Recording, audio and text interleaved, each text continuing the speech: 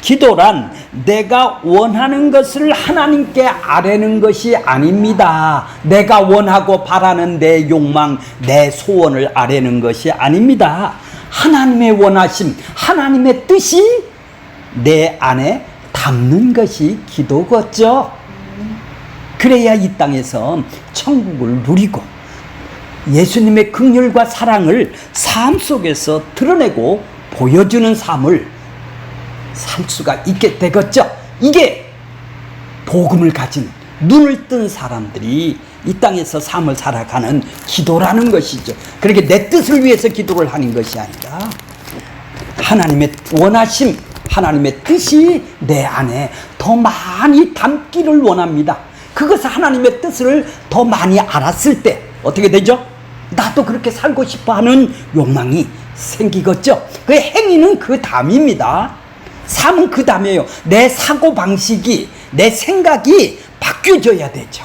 자꾸 내 욕망의 사고방식에서 점점 주님의 사고방식으로, 주님의 마음으로, 주님의 인격으로 우리가 사고방식이 점점 바뀌어지는 게 기도인 것입니다. 자, 16절 보겠습니다. 3장 16절. 또 여자에게 이르시되 하나님이 지금 여자에게 말씀을 하세요.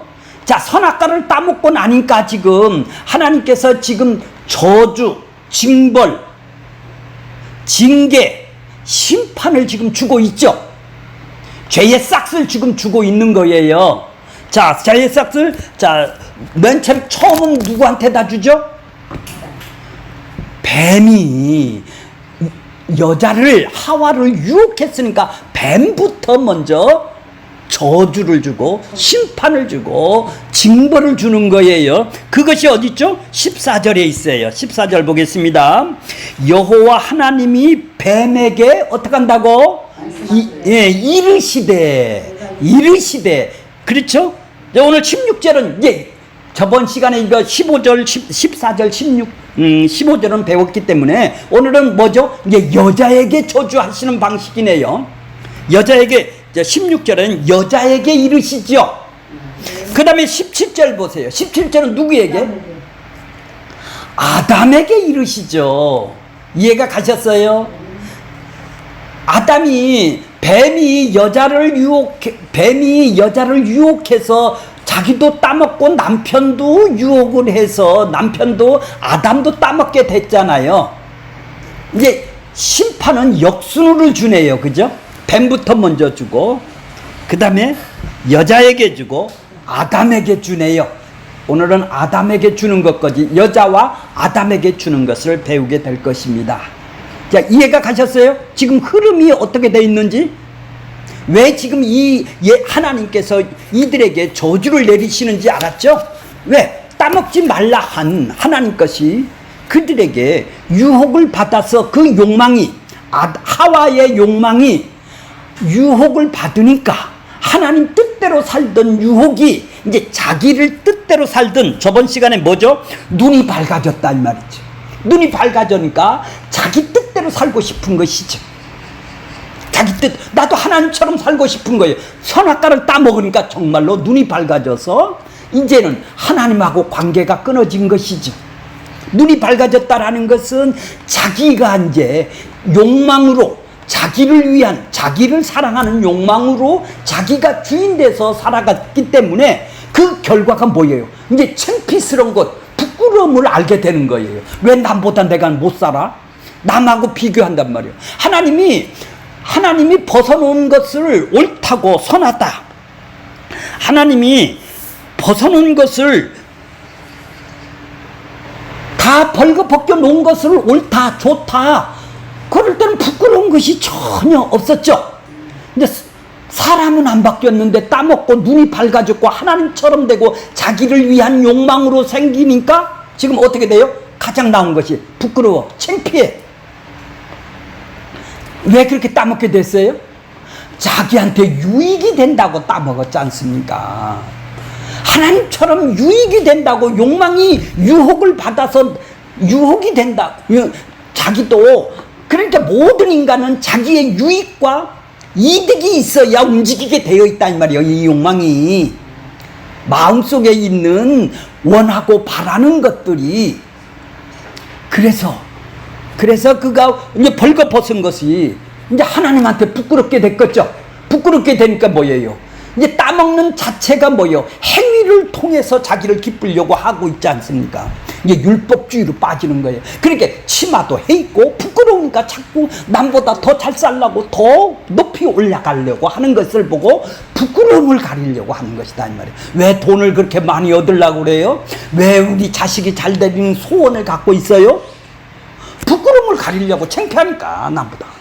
전부 다 이제 비교해 가면서 남보다 이거 부끄럽단 말이에요. 나 이것이 옷을 다 벗은 게 부끄럽단 말이에요. 하나님은 그게 하나도 부끄럽지 않다고 그러는데, 근데 바울에게 지금 옥중서신을 쓰는데 부끄럽지 않다고 그런단 말이에요. 징역 사는 것이. 근데 나는 뭐예요? 이 저주받은 욕망으로 사는 사람은 난 부끄럽다고 그러잖아. 못 사는 것이. 이게 뭐예요? 아직도 안 바뀌었다 이 말이죠. 아직도 안 바뀌었다 이 말이에요. 하나님으로. 그러니까 부끄러우니까 더 지옥도 빨리 나가려고 하고 고통을 감하려고 하지 않습니까? 그러니 근심 걱정이 안 생기겠어요? 자, 그럼 오늘은 그래서 16절 보겠습니다. 16절 여자에게 지금 심판을 주고 저주를 주고 징계를 주고 이 징계 속에서 하나님은 약속을 하세요. 하나님은 이 말씀을 저주를 주면서 모두 다 메시아 예수를 보내주겠다라는 약속. 징계로 다 끝났으면 어떻게 되죠? 다 저주받아서 다 끝나는 거 아니에요, 그죠? 인생이 이 땅에서 우리는 이렇게 지옥으로 살다가 지옥으로 다 끝나는 거 아니에요. 거기서 건져내는 예수를 보내준다라는 약속, 생명이신 그분을 보내주신다는, 메시아를 보내주신다는 약속이 다 한 절 한 절 속에서 저주 속에서도 담겨 있는 것이죠. 이 두 가지를 보는 거예요. 심판은 이렇게 저주를 받았는데 저주 속에서 우리를 건져내는 그것이 이 창세기입니다. 바로 약속, 언약, 하나님의 아들을 보내주시겠다는 언약의 실체. 약속했어요. 누구를 보내서 내가 니들을 건져주겠다고 저주받은 인생에게서 살려놓겠다는 얘기. 그러려면 예수를 보내주겠다라는 약속이다 이 말이에요. 그 약속이 약속의 실체인 예수가 모든 단어 글 속에는 그런 개념으로 다 쓰고 있다 이 말이죠. 한 문장 한 절절이 다 한 단어들이 예수에 대해서 지금 쓰는 것이죠. 저주만 받았다면 영원히 심판만 받고 끝나는 거 아니겠습니까? 그 심판 속에서 그러니까 죄를 알고 이제 왜 그래요? 에베소서 1장 4절 아까 배웠죠. 왜 죄 아래 가두어요 우리를? 긍휼을 알게 하기 위해서. 하나님이 너를 어떻게 사랑을 하느냐, 그 크신 사랑이 뭐냐, 하나님의 능력이 뭐냐, 그 베푸신 능력이 얼마나 큰지를 알게 하기 위해서. 그래야 죄 아래 가두어야 우리가 그 하나님의 사랑을 알기 때문에 하나님의 구원의 방식이죠. 그렇죠? 왜 그러면 맨 처음부터 하나님 선악과를 만들지 말고 이 땅에 그냥 천국을 만들었으면 이런 일이 없을까요? 내가 주인입니까? 누가 만든 사람이죠? 자, 16절 보겠습니다. 또 여자에게 이르시되 내가라는 것은 누구예요? 하나님이 네게, 누구에게? 하와에게, 여자에게 임신하는 고통을 크게 더하리다. 임신하는 게 고통이에요. 출산하는 것이 고통이에요. 애들을 키우는 게 고통이에요. 임신하는데 무슨 고통이에요? 그런 말이 아니겠죠. 그러니까 아니 임신하는데 무슨 고통이 있겠습니까? 자기 좋아서 임신을 한 거 아니에요. 근데 이제 출산이나 애들을 키우는 것이 고통이 아니겠습니까? 고통을 크게 더하려니 네가 수고하고 자식을 낳아야 된대. 해산하는 고통 속에서 자식을 낳아야 하느니 너는 누구요? 하와는 남편이 누구예요? 아담을 어떻게 한다고? 원한다라는 게 뭐예요? 욕망이 생겨야 된다라는 거예요. 너는 이렇게 해야 삶을 산다라는 거예요. 남편을 바라보고 살아야 된다라는 거예요. 그렇게 너는 남편한테 순종하고 살으라는 말이 아니라 지금 너는 뭐예요? 여자예요. 남편인 뭐예요? 예수님이에요. 예수님을 너는 사모하고 살아야 여자는 바로 교회를 얘기를 하는 거예요. 자, 남편이 너를 다스려야 되겠네요. 예수님이 머리가 되셔서 나를 다스려야 되겠죠? 이걸 보고 딴 해석을 하고 있죠. 잘못해 놓으면은. 인간관계로 보면. 자, 저길 보세요. 내가 내게 임신하는 고통을 더하게 한다. 자, 이거는 직역을 하면은 고통과 임신을 더하고 더하리라 이런 말이에요. 더한다라는 걸 강조를 한단 말이에요. 이것이 바로 저주예요. 이 땅에서는 고통이 더하고 임신을 통해서 누구를 바라보라고? 이 고통 가운데, 이 수고 가운데, 이 고통 가운데 임신을 더하리라 이런 얘기예요. 더하게 죽었다는 얘기야. 그러니까 고통 속에서도 임신을 통해서 그 아들을 바라봐야 네가 산다라는, 예수를 바라봐야 산다라는 것을 지금 이 땅에 저주를 하면서 약속을 해주시는 것이네요. 임신을 통해서 생명을 바라보란 말이요. 생명이 누구요? 여자의 후손으로 오실 누구?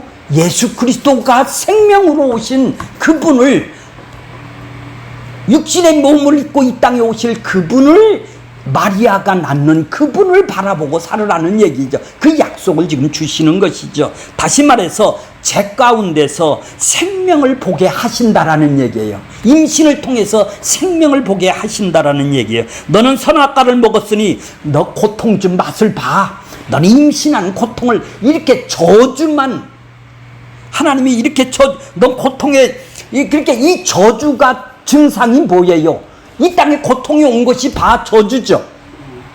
그렇죠? 이 저주 속에서 너 더 큰 저주를 줄 거야. 이런 고통하는 임신을 더 줄 거야. 이런 얘기가 아니라 하나님이 내가 너를 고통과 임신 속에서, 네가 이 땅에 살아가는 건 다 고통이야. 수고하는 거야. 이 고통과 임신 속에서 반드시 더하고 더한다 이 말이에요. 반드시 더하고 더한다라는 것은 생명을 바라보게 하신다라는 얘기예요. 하나님께서 의도하신 것은 저주 아래 있는 고통은 죄의 증상이네요. 아담이 안 따먹고 죄가 선악과를 안 따먹은 그 상태라면은 지금 저주가 없으니까 행복만 있겠죠? 천국만 있었지 않습니까? 근데 인간이 죄의 증상으로 봐야 이 고통이 온 것도 죄의 증상이네요. 내 뜻대로 살아가는 것이 다 죄의 증상이네요. 그러니까 죄의 증상으로 봐야 임신하는 것이 무엇이냐? 바로 내가 하나님께서 주신다고 그러는 거예요. 고통과 임신을 더하게 한다 이 말이에요. 더하게 한다. 고통도 많고 임신도 더하게 해서 생명을 내가 주시겠다라는 얘기예요. 그러니까 저 보세요. 내게 수고하고 자식을 낳을 것이요. 자식을 낳는다라는 것은 산고를 겪다 진통하다라는 말이고, 이것을 낳는다라는 것은 톨레도토라고 전번에 얘기를 했죠. 자식의 역사, 족보라고 그랬잖아요. 그렇게 사람이 낳고 하는 것이 인간의 역사란 말이에요. 이게 하나님의 역사라는 얘기예요. 그 자식을 통해서 예수를 이 땅에 보내주시겠다는, 생명을 보내주겠다는 역사는 그분의 톨레도트라고 그랬죠. 창세기는 이렇게 톨레도트가 족보, 역사, 요것이 10개가 톨레도트가 있어요. 아들을 이 땅에 보내주신다라는 거예요. 여자의 후손을 통해서. 그러니까 인간의 역사는 톨레도트 역사를 보여주는 것이죠. 인간의 역사를 부정하고 아들이 오시면은 족보, 하늘의 족보가 하늘의 역사가 바로 구원이고, 이것이 바로 우리의 생명이 되겠네요. 생명 대신 그분을 보내주겠다고 약속을 하신 것이죠. 그렇게 자식을 낳는다라는 것은 고통과 저주 가운데서 후손과 생명을 바라보라는 얘기예요. 궁극적으로는 아들을 바라보라는 얘기죠. 선악과를 취하였으나 고통 중에 있는 것이니 하나님이 너를 즐겁게 하기 위해서 고통 주는 것이 아니야. 너를 괴롭힘을 주는 거려고 저주를 더 많이 크게 주는 것이 아니라 그 고통 중에서 뭐를 바라보라고? 이 저주 가운데 누구를 바라보라고? 아들. 그렇죠. 아들을 낳은 예수님의 역사를 바라보라는 거예요. 생명의 역사를 바라보라고 이 고통을 주신 거예요. 그러니까 내가 주어진 환경은 뭐예요? 예수를 바라보라는 환경으로 주신 거네요. 이 고통이 너 맛 좀 봐라. 너 이거 따먹었으니까 죄를 졌으니까 이 심판을 받는 맛 좀 보라는 것이 아니라 이 고통 가운데 누구를 바라보라고? 예, 그렇죠. 그래서 이 삶에서 고통을 우리에게 허락하신 것이네요. 그렇죠. 그것이 바로 저주라는 거예요. 땅은. 근데 그것만 영원히 바라보면 그건 저주가 되겠죠. 근데 우리는 저주가 뭐예요? 축복으로 변하네요. 이 저주를 아니까 말이에요. 자, 여자인 교회가 여자가 네가 이제 아들을 낳는다는 것이죠. 자식을 낳는다라는 것은 여자예요. 여자가 교회죠. 저주 아래 고통 가운데 그것과는 다른 생명을 얻는 것임을 보여주기 위한 것이요. 그러니까 너는 여자는 남편을 원하고 남편을 너는 사모해야 된다는 얘기요. 신랑이신 누구? 예수 그리스도를 사모를 해야 되고 열망해야 돼야 이게 온전한 교회다 이 말이죠. 너는 교회는 누구를 사모하는 사람이에요? 예수를 사모하는 사람이에요. 남편은 너를 머리가 되셔서 남편이 너를 어떻게 한다고? 다스리고 그렇죠. 남편의 사고방식으로 살아야 되는 사람이다 이 말이에요. 이게 교회라 여자란 말이에요.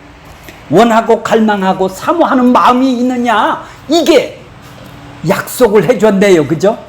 고통 가운데 이 저주 가운데 이 교회를 한놈 돼서 여자가 교회잖아요. 신랑인 남편을 네가 사모를 해야 된다. 이걸 보고 뭐예요?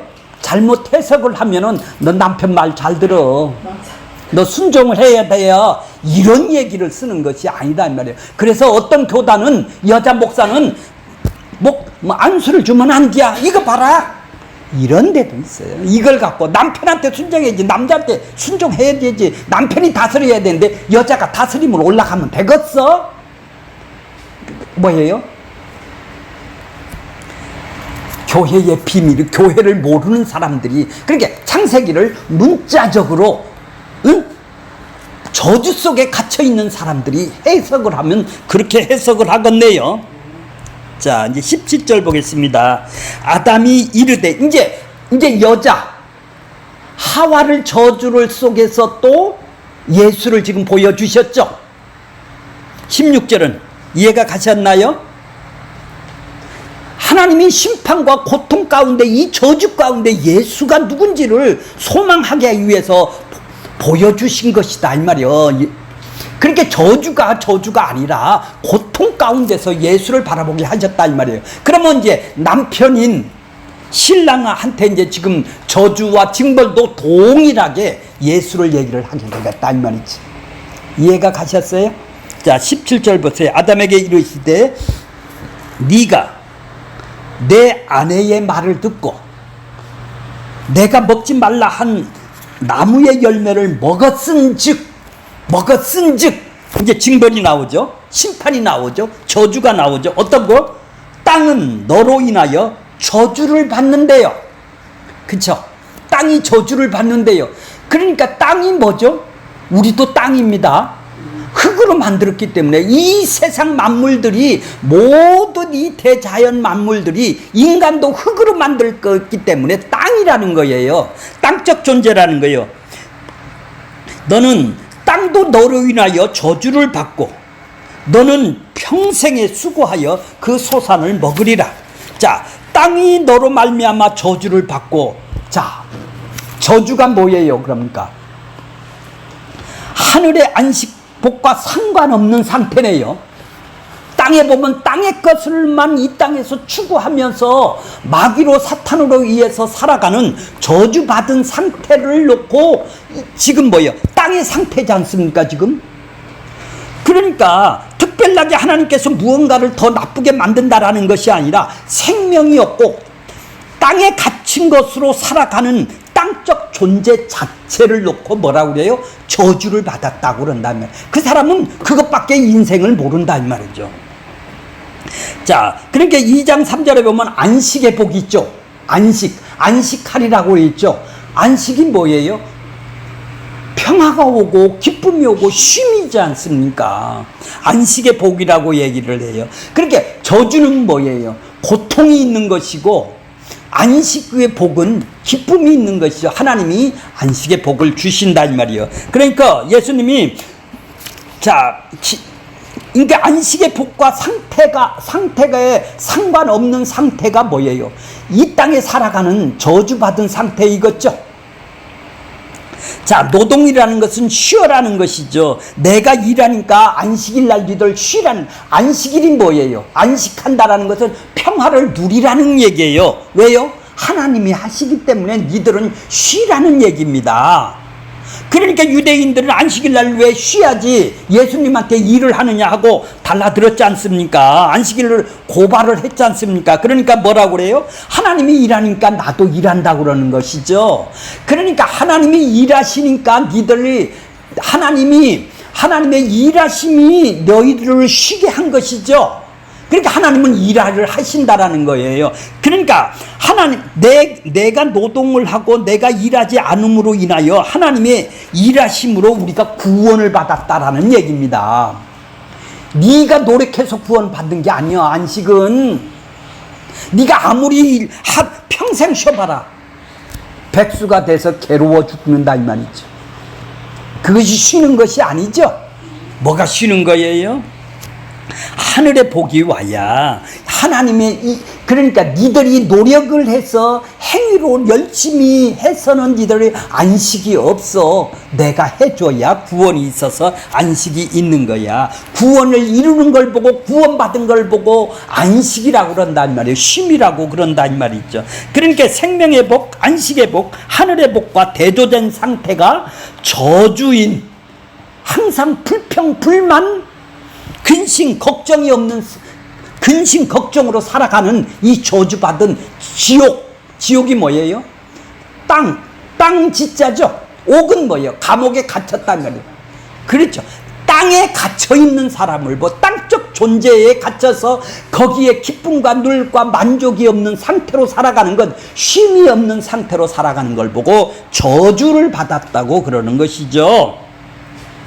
아브라함에게 언약에서도 너희는 축복하는 자를 복을 주고 저주하는 자를 내가 저주를 하겠다라니까, 아이고 지금 땅적 존재에게 저주를 주면 어떻게 해 주겠어요? 그냥 땅적 존재에 간섭을 안 하고 내버려 두는 걸 보고 저주를 준다고 그러는 거예요. 어차피 땅적 존재인데 저주받은 인생에게 더 나쁜 저주를 준다, 교통사고를 나게 해준다, 더 못 살게 군다, 이런 저주가 아니라는 얘기죠. 이해가 가시죠?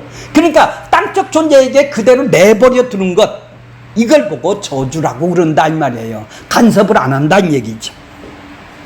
자, 수고라는 것은 네가 네 평생에 수고하고 소산을 먹으리라. 저주를 받아서 수고하여서 소산을 먹게 되었다고 우리는 이해를 하는데, 내가 열심히 해야 먹고 산다, 이건 땅의 것을 먹고 사는 것이죠. 영적 것은 누가 내 대신 수고를 해줘서 생명의 양식을 내가 먹을 수가 있는 이 얘기를 쓰는 것이지, 땅에 먹고 잘 살고 네가 땅을 열심히 갈아서 그걸 소산을 먹고 살라고 썼겠습니까? 그걸 안 썼다라는 얘기가 아니라, 누가 대신 내 생애에 그 날에 하나님이 예수가 첫째 날, 둘째 날 그분이 수고한 그것으로 인해서 그분이 나는 구원의 생명의 말씀의 소산을 내가 먹고 살아야 내가 이 땅에서 사는 것이겠죠. 그것이 구원받은 지금 네 평생에 수고하고 그 소산을 먹으리라. 누가 내 대신 수고를 해줘야. 이해가 가셨어요? 그분의 소산을 먹는 거예요. 내가 열심히 일해서 먹는 것이 없다라는 것이 아니에요. 지금 예수님이 내 대신 지금 생명의 양식을 대신 수고를 하셔서 십자가에 죽으셔서 나를 살려놔서 생명의 양식으로 나를 공급해 주셔야 네가 이 땅에 소산을 먹고 산다라는 얘기를 하시는 거예요. 자, 그러니까 첫 번째 아담이 고생할 것이라는 의미가 아니라 두 번째 아담이신 예수님의 수고로 먹게 된다라는 것이죠. 네가 이 땅에서 고생 돈 벌고 살다가 겨우 먹고 살 거다, 이 얘기를 쓰려고 지금 여기다가 인간의 먹고 사는 문제를 쓴 것이 아니겠죠. 그러니까 이 저주 속에서도 뭐죠?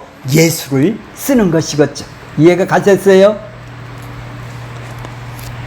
아담이 수고하여야 소산을 먹으리라. 이제 고생해서 네가 벌어먹고 살아야 된다라는 말이 아니라 둘째 아담이신 예수님이 수고를 해주셔야 하늘의 양식을 먹는 존재로 만들어 주겠다라는 소산을 먹겠다는 그분이 수고한 양식을 소출해낸 그 양식을 먹겠다라는 양식이죠.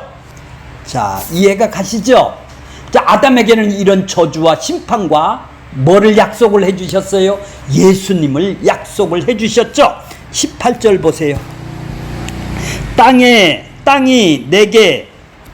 어떤 저주를 받았나요? 땅은 어떤 저주를 받았나요? 가시덤불 엉겅퀴를 낸대요. 엉겅퀴를 낸대요. 네가 먹는 것은 밭의 채소래. 너는 씨를 못 가진다라는 거예요. 채소는 씨가 없죠, 그죠? 그쵸? 밑에서 채소는 씨가 없어요. 원래 채소만 먹고 살아야 돼요, 우리 인간들은. 자, 땅이 내게 엉겅퀴를 낸데, 가시덤불. 어디서 많이 듣던 얘기죠? 너는 땅의 존재니까 땅의 채소를 먹을 수밖에 없다라는 얘기입니다. 씨를 가진 존재가 아니라는 얘기예요, 너는. 씨를 가진 사람은 예수님 하나밖에 없죠. 그죠? 이제 저주 아래에 있는 땅은 가시덤불과 엉겅퀴를 낼 수밖에 없다 이 말이죠. 우리의 마음밭을 얘기를 하는 거예요. 권사님의 욕망의 밭, 탐심의 밭을 뭐라고 그러냐? 가시떨기와 가시덤불과 엉겅퀴를 내는 밭이다 이 말이에요. 이걸 낼 수밖에 없다라는 거예요. 땅적 존재로 취할 수 있는 채소뿐입니다. 자, 상징되는 것이 뭐예요? 우리 욕망을 지금 죄성으로 말미암아 우리가 생산하는 길값밭, 무슨 밭 또 하나? 돌짝밭, 예, 가시떨기밭, 가시덤불을 내는 가시떨기밭, 이렇게 좋은 밭이라 너희들 밭은 이렇게 가시덤불과 엉겅퀴를 내는 마음밭이야. 니들이 왜 타락으로 인해서 지금 마귀가 넣어준, 사단이 넣어준 사고방식으로 살아가는 마음밭이 가시덤불과 엉겅퀴를 낼 수밖에 없는 그 밭이죠. 좋은 밭, 씨를 니들은 맺힐 수가 없어. 내가 거기서 건져내야 돼. 이 밭에서 내가 건져내야 좋은 밭이 돼. 이해가 가세요? 그래서 옥토 밭이 되는 거야. 내가 이 새 밭에서 건져내야지. 너희들은 씨를 맺는 좋은 밭이 될 수가 없어. 그래서 예수님이 뭘로 오셨어요? 씨로 오신 거예요. 씨 뿌리는 자로 오신 거예요. 제라, 후손으로 오신 거다 이 말이에요. 좋은 씨를 뿌려서 열매를 거두겠다라는 거예요. 예수님이 오신 거는. 우리는 너희들은 어떻게 해요? 저주를 받아 가시덤불과 가시덤불을 내고 또 뭐를 내죠? 엉겅퀴를 낼 수밖에 없는 싸움질을 하고 욕망으로 그런 저주 아래서 시기 질투가 일어나는 엉겅퀴를 낼 수밖에 없는 우리 밭에 이제 좋은 밭으로 씨로 오셔서 씨가 오셔서 그러니까 밭이 변해야 됩니까? 우리는 저주받아서 밭이 내 결심에서 변할 수가 있어요? 씨가 와서 내 밭을 바꿔줘야 되겠네요. 그러니까 내가 밭을 못 바꿔요. 내가 깊게 기경을 하라고 그러죠, 밭을. 어디서 많이 들어봤죠? 깊게 가르래요. 아니, 밭을 가서, 야, 내가 좋은 씨를 심을 테니까 너 돌 같은 거 다 치워. 좋은 밭이 돼야 거름도 내고. 밭은 주인이 가는 거예요. 기경을 하는 거예요. 엉겅퀴와 가시덤불을 내는 밭은 주인이 오셔서 나를 깊게 기경을 해서 좋은 밭으로 만들어주고 돌을 치워줘야, 바꿔줘야 좋은 밭으로 될 수 있는 것이 아니겠습니까? 그렇게 좋은 땅으로 만들어주는 것은, 좋은 밭으로 만들어주는 것은 그분이 십자가를 통해서 엉겅퀴 뺏긴 낼 수 없는 우리들을 하나님 미랄이 되어서 우리 이 땅에 오셔서 그 일을 하시는 것이죠. 바로 그 땅은 저주 가운데서 누구를 약속을 하네요. 지금 예수를 약속을 하고 계시죠. 맞아요? 네. 그러니까 이 수치 실험을, 이 엉겅퀴만 내는 인간들은 전부 다 남하고 비교를 해서 수치스러움을 가리고 제일 먼저 반응이 뭐예요? 내 자존심, 내 이름, 내 존재가 뭐냐는 얘기, 나를 이렇게 무시하면 되냐. 그러니 더 많이 가지려고 하고 더 많이 올라가려고 하는 것이 우리들이 아니겠습니까? 우리는 끝까지 내 속의 죄를 죽일 수가 없어요. 그분이 오셔야 함께 죽어야죠. 에베소서 배웠죠? 그리스도 안에서 함께 죽고 함께 살려야 되는 것이죠. 씨가 되신 그분이 나한테 함께 죽어야 돼. 나도 죄에 대해서 죽어야 된다 이 말이죠. 아니, 죄에 대해서 죽었다면 죄는 알아야 될 거 아니에요. 죄도 뭔지도 모르니까 살아난 것도 없죠. 그분이 십자가의 죽음만이 우리 안에서 죄 문제를 해결해 주는 거예요. 자, 그래서 그분에게 합류시키는 것을 보고 좋은 밭이 되는 거예요. 자, 마태복음 13장에 마태복음 강해에서 더 구체적으로 나갈게요. 엉겅퀴만 내고 가시덤불만 내는 우리의 밭이었습니다. 그렇게 땅은 이런 저주를 받은 상태에서 예수를 약속해. 19절 보겠습니다. 19절 보겠습니다. 네가 흙으로 돌아갈 때까지 얼굴에 땀을 흘려야 먹을 것이리니 네가 그것에서 취함을 입었다. 너는 흙 속에서 취함을 입었다니 너는 흙이니 흙으로 돌아간다. 돌아간다라는 말이 있죠. 어디 가서 커피를 잘 잡수시죠? 슈브라고 그래요. 돌아간다라는 것은 뭐예요? 그렇죠?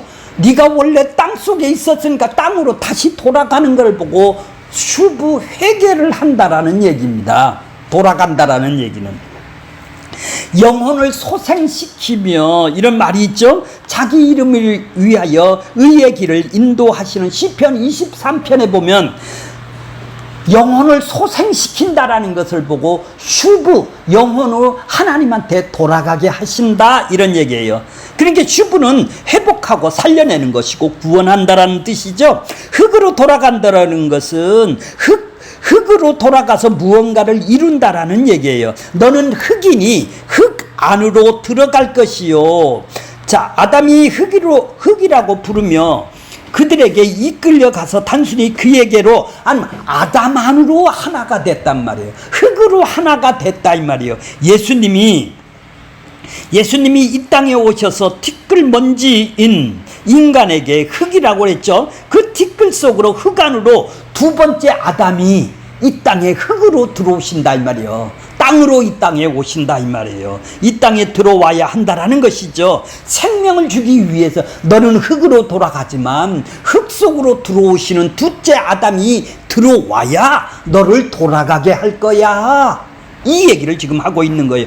둘째 아담이신 예수 그리스도께서 먼지와 같은 땅적 존재인 자기 백성 안으로 찾아 들어오셔서 구원을 이루시겠다라는 것이죠. 이걸 흙으로 돌아온다라는 얘기예요. 우리도 흙으로, 그렇게 예수님이 사람으로 흙으로 태어내야 우리 같은 존재로 와야 우리를 구원시킨다라는 얘기입니다. 그게 슈브라는 거예요. 돌아가는 거예요. 이거는 자기 언약을 지금 보여주고 계신 것이죠.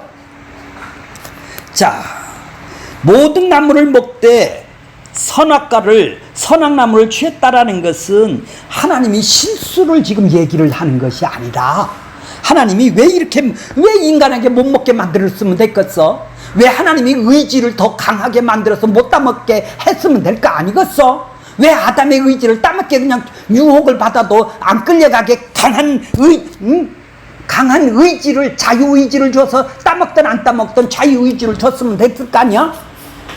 강하게 했으면 됐을 거 아니에요? 왜 하나님이 따먹게 해주셨어요? 죄에 가두기 위해서 그것이 다 하나님의 계획 속에 있다는 것이죠. 이 저주받은 것도 다 하나님이 계획 속에 있어서 그들을 건져내기 위해서 예수를 이 땅에 보내주셔서 그들을 건져내기 위해서 지금 저주 아래 있게 하신 것이죠. 네, 그렇게 쓰는 것이죠. 그래, 첫째 아담, 둘째 아담을 보내주기 위해서 그런 것이죠.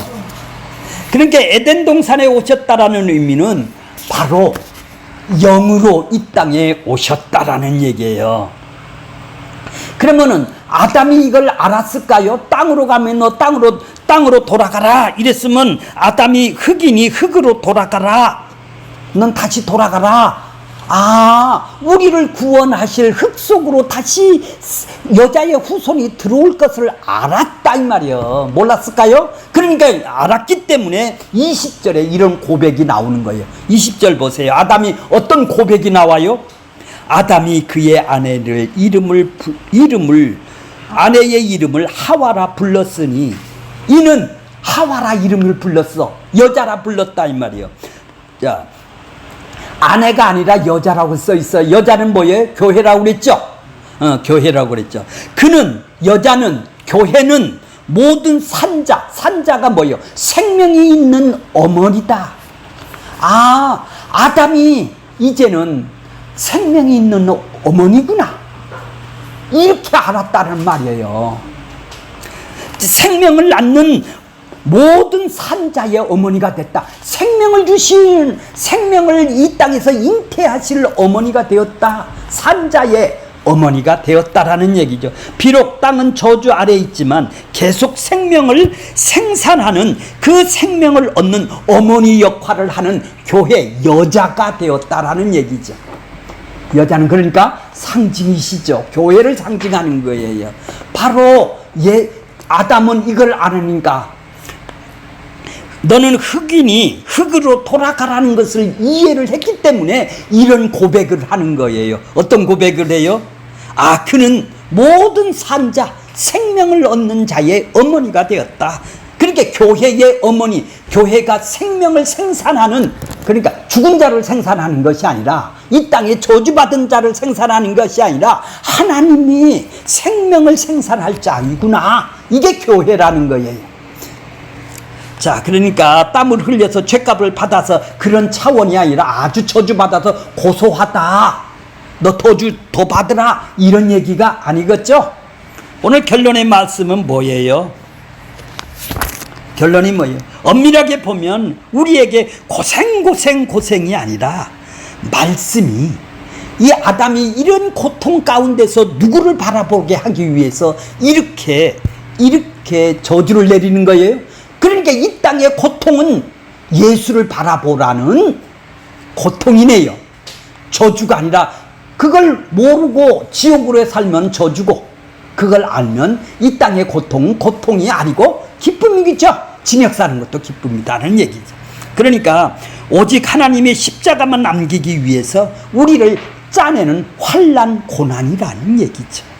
내가 고생하는 것이 아니라 말씀이 이렇게 이끌어 가니까 내가 원하는 대로 살려고 힘들고 고통스럽고, 내가 원하는 대로 살라니까 이렇게 고통 가운데서 이렇게 고통을 주시는 것이죠. 그래서 우리는 죄 가운데서 생명을 볼 수 있는 말씀이 우리를 보여주고 계시는 것이죠. 결론적으로 말하면 오늘 우리가 예수 그리스도의 산자로 우리가 인정을 하고 그 믿음 안에 있다라는 것을 성령께서 우리를 살리셨기 때문에 그런 것이죠. 살려주시면서 눈을 뜨게 하셨고, 눈을 뜨게 해주심으로 말미암아 근본적인 것은 하늘이 열리고, 그래서 눈을 뜨고 귀가 들을 수 있는 귀를 열어 해주신 것입니다. 땅에 갇혀 있었던 우리들입니다. 이제는 하늘의 것을 열리지 않으면 누구도, 눈도 닫혀있고 귀도 닫혀있는 인생으로 살 수밖에 없는 것입니다. 지금 저주가 뭔지, 죄가 뭔지, 허물과 죄로 죽은 우리들을 알아야, 저주받은 것을 알아야 어떻게 된다고요? 눈 뜬 내가 눈을 뜬 것을 보이게 되는 것입니다. 이 저주를 이 고통과 고난을 모르면은 이 저주가 재수가 없는 것이 될 수가 있는 것이죠.